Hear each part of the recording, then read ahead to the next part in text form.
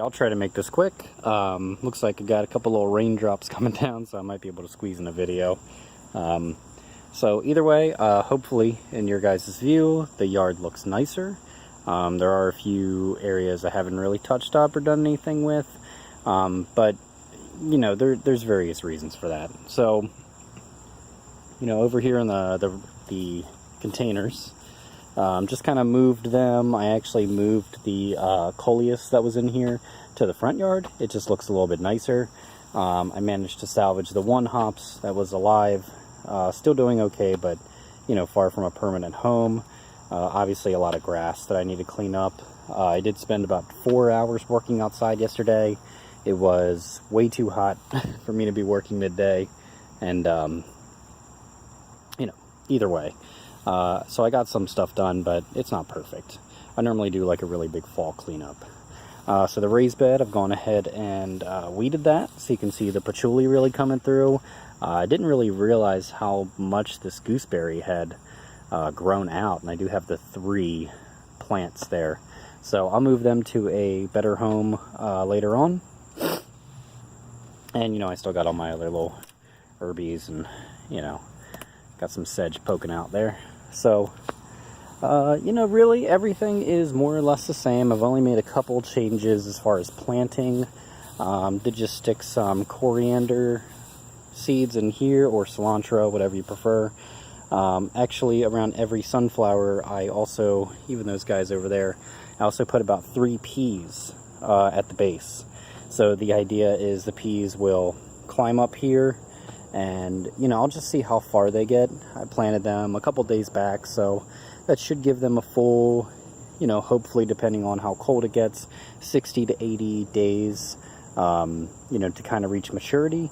And then if they don't reach maturity and put out pods, maybe they'll overwinter. So I might just do a little succession plantings. You know, I haven't planted any near those sunflowers, so they might be the test.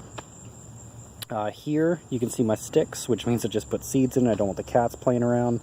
You know, I went ahead and just planted spinach. I just want a big block of spinach, and these were all seeds that I had saved from earlier this spring.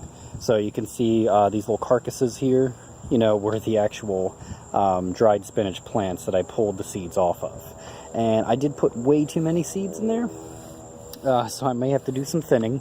But hey, it's just microgreens. I could put them on a salad or something like that. And then where the wildflowers were, I went ahead and turned the soil. I should mention that here and over in the raised bed, I went ahead and added some compost, and I also added some blood meal. You know, the idea is just to get some extra nitrogen in there, and obviously the compost is for all the benefits compost has in any garden. So right here I did plant carrot seeds. Unfortunately, I don't really know the variety. I got them, you know, from the seeds I saved in the previous videos that were over there. So, you know, it's kind of just like a generic hybrid. I forget exactly which one. So obviously whatever comes out probably won't be the same plant as its parent plant, just because I do believe it was hybridized, as most carrots are. But, you know, they should be edible, so I'm really not too worried. Although I would like to sow some of the Cosmic Purple. I really liked them, and just kind of see, you know, if I can keep that strand going, because I really like the color and the flavor of those. So, you know, asparagus standing tall, except for the dead one. You can see my amaranth. That guy's still nice, full, and lush. And then these guys are, you know, really just starting to flower out now. So, Cosmo's doing well, you know, and really just cleaned up a lot of weeds. There's still a little bit. The tomato area is mostly gone untouched. I did pull some weeds out of there, but you know, that's just going to have to be something I clean up later in the fall. It's really just not worth getting in there and messing around. I'm really just coming in, getting some basil and tomatoes when I need them, and that's pretty much it. I should actually make a big batch of pesto. Right here, just went ahead, turned the soil, and by the way, look at the quality difference in soil here. This is with no compost added or anything like that. I may just top with some compost, but this is just straight up the soil. And you could just see a massive color change here versus over there, which is a more freshly turned bed, even with the compost added to it, it's still like a more beige color than, you know, this nice dark, you know, humusy soil. So that's really exciting. I was kind of like dancing when I was digging this up yesterday. And over here I haven't done anything. Obviously not even weeded. But you can tell I pulled out my Zucchino rampicantes, and they were getting way too big. I already have the plant over there that's still producing them. It's still getting massive, and I really just didn't want this thing crowding my garden any longer. So now I know for next year to go ahead and plant it in a bigger area, secluded by itself. Sunflower's doing great. I'm seeing a lot of goldfinches flying around eating the seeds and just kind of hanging out in the plant, so that's really exciting. Artichokes are still doing very poorly. And then I've just kind of weeded everything here and, you know, left the strawberry plants to still continue to fill out. You know, like I said, haven't done much over here. I just kind of got rid of some major problem weeds. Went ahead and just shotgun some straw in there. Nothing fancy. Just got rid of some of the excess dead corn, but not everything.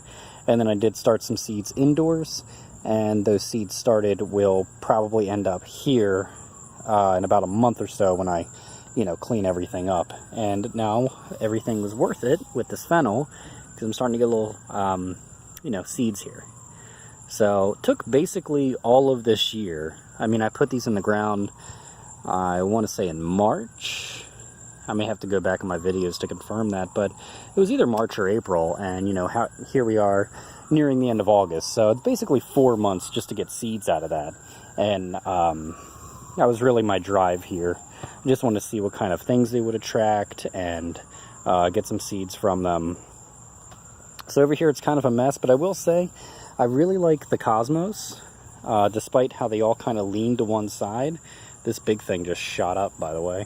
But I really like how they've taken over, how they've been blooming pretty much all summer, and